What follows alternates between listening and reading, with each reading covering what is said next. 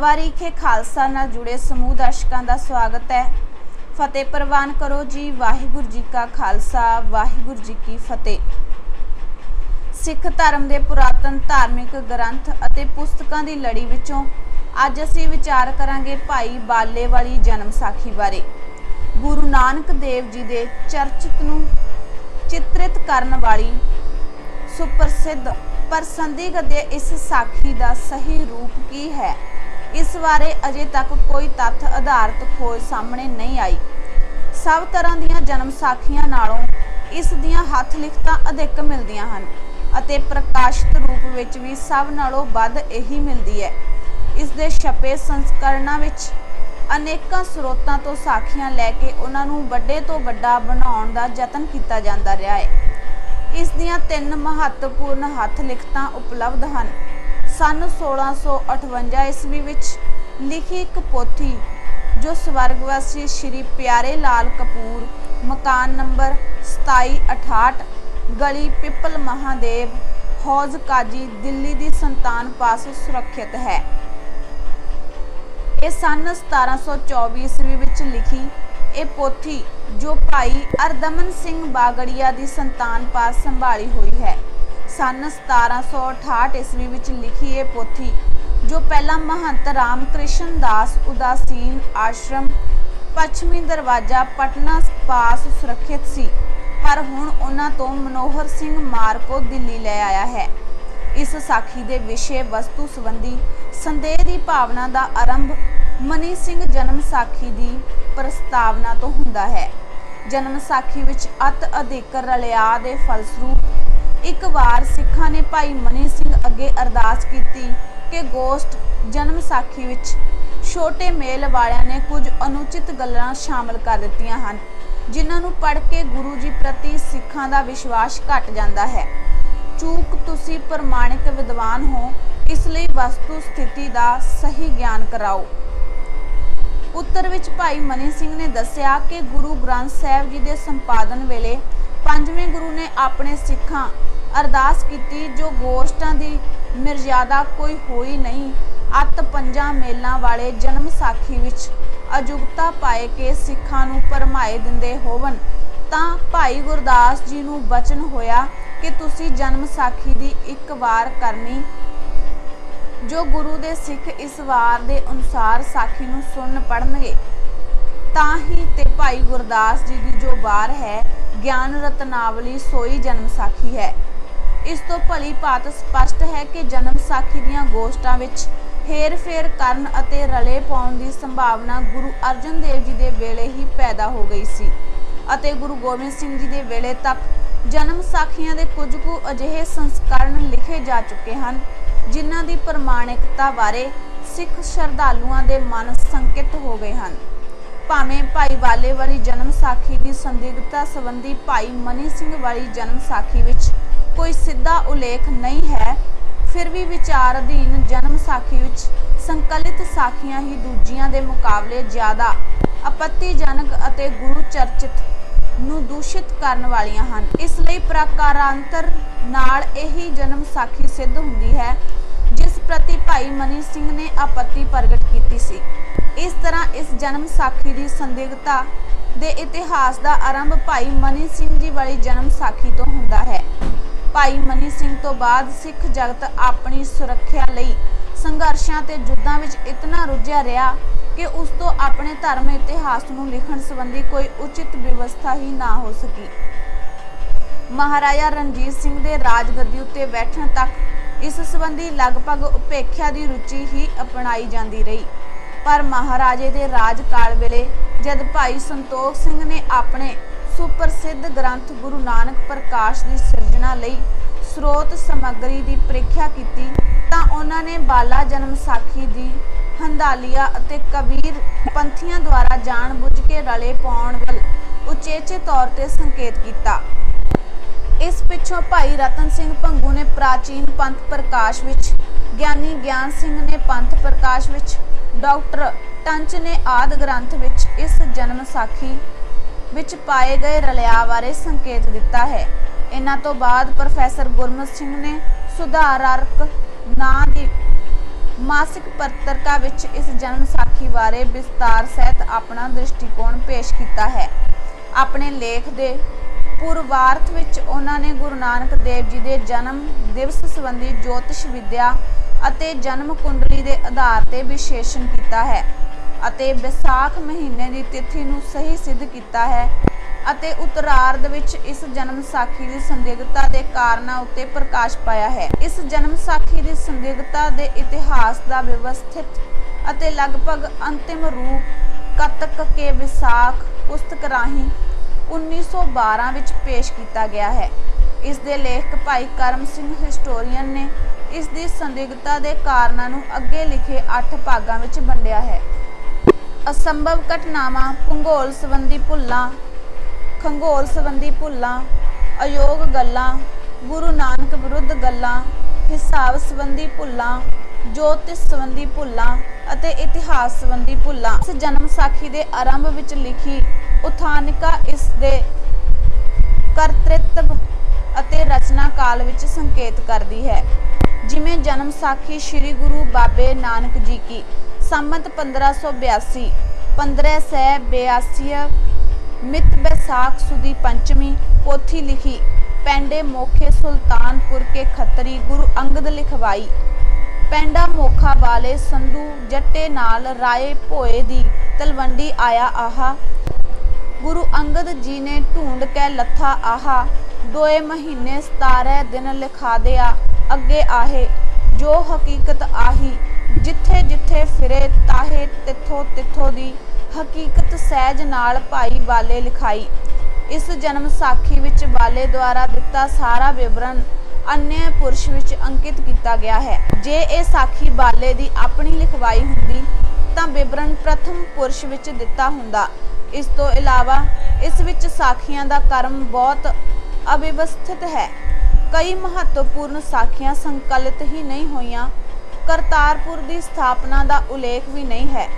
इस दी थां ते गुरु जी का पखों के रंधावे विच निवास करवाया गया। ये सारे तत्थ इस दी प्रामाणिकता वाल संकेत करते हैं। इस विश्लेषण तो सिद्ध है कि ना तो बाला संधू गुरु नानक देव जी का समकाली सी ते ना ही उसका जटाया विवरण यथार्थता की कसौटी ते पूरा उतरदा है। थां थां उत्ते उन्हां साखियां दे महत्व का प्रतिपादन करके इसनूं होर भी अधिक शक्की बना दिता गया है। पेंडा मोखा कौन सी? इस जन्म साखी की प्रस्तावना अनुसार गुरु अंगद देव जी ने भाई बाले राही जो जन्म पत्री तलवंडियों मंगवाई ਉਹ शास्त्री ਅੱਖਰਾਂ ਵਿੱਚ ਲਿਖੀ ਹੋਈ ਸੀ ਅਤੇ ਉਸ ਨੂੰ ਵਾਚਣ ਅਤੇ ਗੁਰਮੁਖੀ ਵਿੱਚ ਉਤਾਰਾ ਕਰਵਾਉਣ ਲਈ ਮਹਿਮੇ ਨਾਂ ਦੇ ਵਿਅਕਤੀ ਰਾਹੀਂ ਪੈਂਡੇ ਮੁਖੇ ਖਤਰੇਟੇ ਨੂੰ ਸੁਲਤਾਨਪੁਰੋਂ ਬੁਲਾਇਆ ਗਿਆ। ਇਸ ਜਨਮ ਸਾਖੀ ਨੂੰ ਅੰਤਿਮ ਰੂਪ ਬਾਲਚੰਦ ਅਤੇ ਵਿਧੀ ਚੰਦ ਨੇ ਦਿੱਤਾ। ਵਿਧੀ ਚੰਦ ਦੀ ਮ੍ਰਿਤਿੂ 1654 ਈਸਵੀ ਵਿੱਚ ਹੋਈ। इसलिए यह जन्म साखी का अंतिम रूप 1654 ईस्वी तो पहला अपना अस्तित्व धारण कर चुकिया सी। मैकालिफ ने इस जन्म साखी की रचना 1640 ईस्वी के आस पास मनी है। इसकी 1658 ईस्वी की एक नकल उपलब्ध है, इसलिए इसकी रचना 1640 ईस्वी के नेड़े तेड़े मनी जा सकती है। डॉक्टर गुरबचन कौर ने अपने शोध प्रबंध का रंगड़ी नाल संबंधित हाजी पोथी की 177वीं साखी अते इस जन्म साखी वाली पोथी की 57वीं साखी अते इसे तरह चतुरभुज पोथी अते इस जन्म साखी दियां मालक भागों नाल संबंधित साखियां दी तथक अते संचनात्मक तुलना राही स्थापित किया है कि यह जन्म साखी संमत 1708 विक्रमी तो संमत 1715 विक्रमी के विचकार किसी वेले होंद विच आई होवेगी। इस जन्म साखी विच गुरु नानक देव जी के जीवन संबंधी साधारण विवरण तो छुट उन्हां दीयां उडारियां पर्वतां ते खंभां उत्ते आरोहण बंदरगाहां उत्ते अवरोहण बारे बहुत कुछ लिखा है जो बिल्कुल काल्पनिक है अते इस जन्म साखी के इतिहासक आधार नूं नुकसान पहुंचता है। इन्हां त्रुटियां तो इलावा इस जन्म साखी के पुरातन जन्म साखी अते मेहरबान जन्म साखी तो तत्थां संबंधी कुछ होर भी प्रमुख अंतर हैं। ਜਨਮ ਸਾਖੀਕਾਰ ਨੇ ਸਾਰੀ ਸਮੱਗਰੀ ਨੂੰ ਨਾ ਕੇਵਲ ਪੌਰਾਣਿਕ ਢੰਗ ਨਾਲ ਹੀ ਬੰਨ੍ਹਿਆ ਹੈ, ਸਗੋਂ ਪੁਰਾਣਾਂ ਵਰਗੇ ਵਿਵਰਣਾਂ ਨਾਲ ਵੀ ਇਸ ਨੂੰ ਭਰਪੂਰ ਕੀਤਾ ਹੈ। ਇਹਨਾਂ ਵਿੱਚ ਬਹੁਤੇ ਤੱਥ ਜਾਂ ਮਿਥਕ ਹਨ ਅਤੇ ਜੋ ਇਤਿਹਾਸਕ ਅਤੇ ਵਾਰਤਕ ਪ੍ਰਤੀਤ ਹੁੰਦੇ ਹਨ, ਉਹਨਾਂ ਦੀ ਪੁਸ਼ਟੀ ਲਈ ਕੋਈ ਹੋਰ ਸਰੋਤ ਉਪਲਬਧ ਨਹੀਂ ਹੈ। ਇਸ ਲਈ ਇਹ ਇਤਿਹਾਸਕ ਨੁਮਾ ਸਮੱਗਰੀ ਪ੍ਰਮਾਣ ਪੁਸ਼ਟੀ ਦੇ ਅਭਾਵ ਵਿੱਚ ਅਣ-ਇਤਿਹਾਸਕ ਪ੍ਰਤੀਤ ਹੁੰਦੀ ਹੈ। ਇਹੀ ਕਾਰਨ ਹੈ ਕਿ ਮੈਕਲਿਊਡ ਵਰਗੇ ਆਧੁਨਿਕ ਵਿਦਵਾਨਾਂ ਨੇ ਜਨਮ ਸਾਖੀਆਂ ਦੇ ਤੱਥਾਂ ਨੂੰ ਭ੍ਰਾਂਤ ਸਿੱਧ ਕਰਨ ਦੀ ਜੋ ਪਹੁੰਚ ਵਿਧੀ ਦਰਸਾਈ ਹੈ, ਉਸ ਵਿੱਚ ਬਹੁਤਾ ਹਿੱਸਾ ਇਸੇ ਜਨਮ ਸਾਖੀ ਦਾ ਹੈ। ਤੱਥਕ ਤੌਰ ਤੇ ਇਤਨੀ ਅਵਿਸ਼ਵਸਤ ਜਨਮ ਸਾਖੀ ਅਧਿਕ ਲੋਕਪ੍ਰਿय ਕਿਉਂ ਹੋਈ, ਇਸ ਬਾਰੇ ਕੋਈ ਵਿਗਿਆਨਕ ਸਮਾਧਾਨ ਪੇਸ਼ ਨਹੀਂ ਕੀਤਾ ਗਿਆ।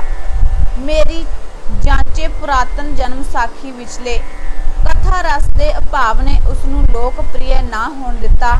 ਮਿਹਰਬਾਨ ਵਾਲੀ ਜਨਮ ਸਾਖੀ ਨੂੰ ਸੰਪਰਦਾਇਕ ਮਤ ਵਿਰੋਧ ਅਤੇ ਮੀਣਾ ਸੰਪਰਦਾਇ ਪ੍ਰਤੀ ਸਿੱਖ ਜਗਤ ਦੀ ਅਣਚਾਹਤ ਤੇ ਮਕਬੂਲ ਨਾ ਹੋਣ ਦਿੱਤਾ।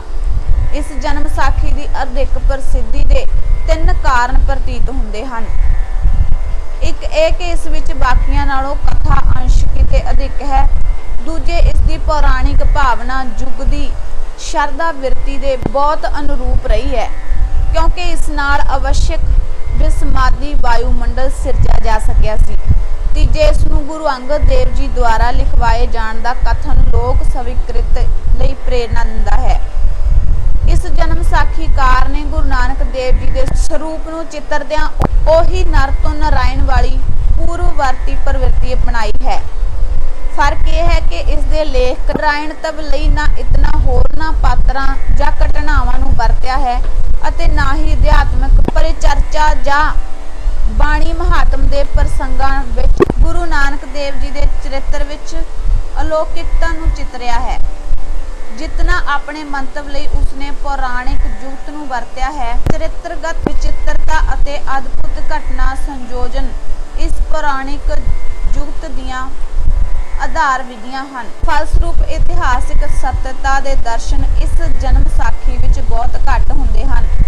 ਇਸ ਵਿੱਚ ਦਿੱਤੇ ਗੁਰੂ ਜੀ ਦੇ ਸੰਬੰਧੀਆਂ ਦੇ ਨਾਂ ਅਤੇ ਘਟਨਾਵਾਂ ਦੀਆਂ ਤਿਥੀਆਂ ਜ਼ਰੂਰ ਇਸ ਦੇ ਮਹੱਤਵ ਨੂੰ ਵਧਾਉਂਦੀਆਂ ਹਨ, ਪਰ ਇਹ ਤਦ ਹੀ ਮੰਨਣਯੋਗ ਹਨ ਜੇ ਕਿਸੇ ਹੋਰ ਪੌਰਾਣਿਕ ਸਰੋਤ ਤੋਂ ਇਹਨਾਂ ਦੀ ਪੁਸ਼ਟੀ ਹੋਵੇ।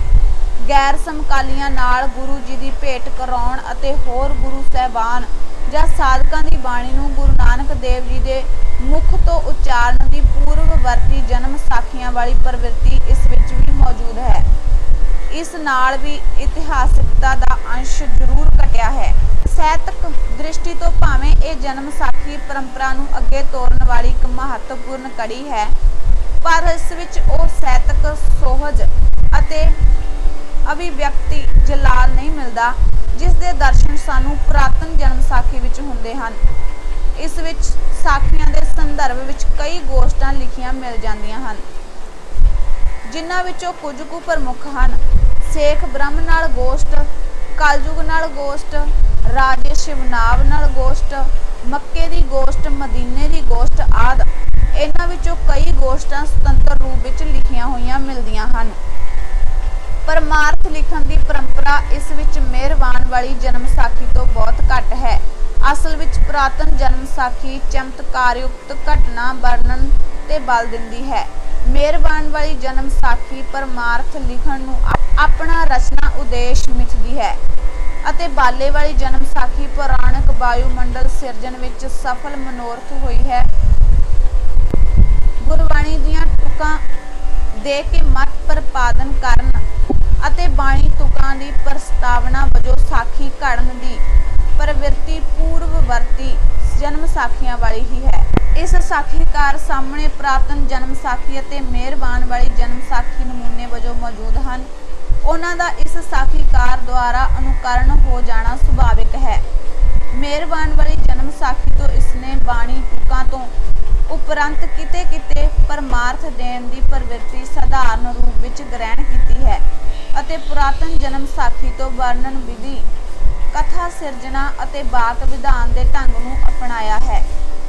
ਪਰ ਦੋਹਾਂ ਦੇ ਪਾਠਾਂ ਦਾ ਗੰਭੀਰ ਅਧਿਐਨ ਕਰੀਏ ਤਾਂ ਇਸ ਨਿਰਣੇ ਤੇ ਸਹਿਜ ਪਹੁੰਚਿਆ ਜਾ ਸਕਦਾ ਹੈ कि जो शैलीगत गौरव ਅਤੇ ਵਾਕ ਵਿਧਾਨ ਦੀ ਚੁਸਤੀ ਅਤੇ ਸਰਸਤਾ ਪੁਰਾਤਨ ਜਨਮ ਸਾਖੀ ਵਿੱਚ ਹੈ, ਉਸ ਦੇ ਦਰਸ਼ਨ ਇਸ ਵਿੱਚ ਨਹੀਂ ਹੁੰਦੇ।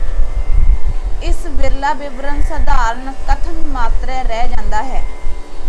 ਨਾ ਇਸ ਵਿੱਚ ਉਕਤੀ ਵਿਚਿੱਤਰਤਾ ਹੈ, ਨਾ ਨਾਟਕੀਅਤਾ ਅਤੇ ਨਾ ਹੀ ਵਿਚਾਰ ਗੰਭੀਰਤਾ।